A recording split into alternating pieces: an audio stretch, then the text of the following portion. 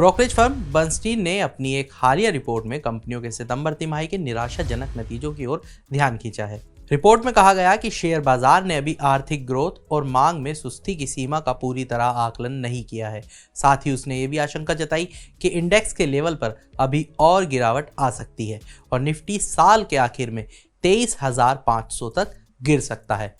Brokerage का कहना है कि मौजूदा आर्थिक स्थिति और कमजोर मांग के चलते कंपनियों की आय में उम्मीद से कम बढ़ोतरी हुई है।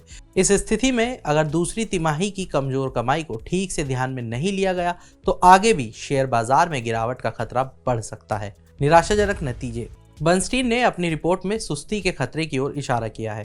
उसने पहली बार मई में इस मुद्दे का जिक्र किया था।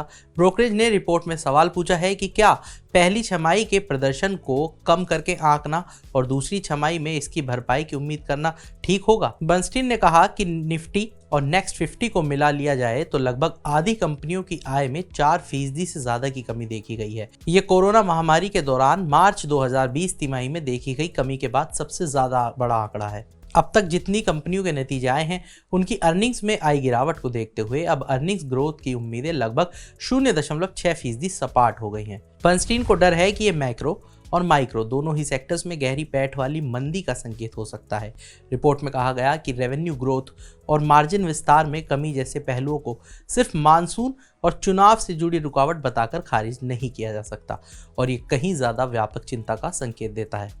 बर्नस्टीन ने कहा कि मजबूत मानसून के कारण ग्रामीण इलाकों में तो रिकवरी हो सकती है, लेकिन इससे शहरी इलाकों की मंदी को पूरी तरह से संतुलित होने की संभावना नहीं है। रिपोर्ट में आशंका जताई गई है कि सरकार में बैठे लोगों से लेकर निवेशकों तक के ज्यादातर प्रतिभागियों ने ग्रोथ से जुड़ी चिंताओं को पूरी तरह से महसूस अभी नहीं किया है और वे मंदी के संकेतों को एक सामान्य उतार चढ़ाव के रूप में देख रहे हैं।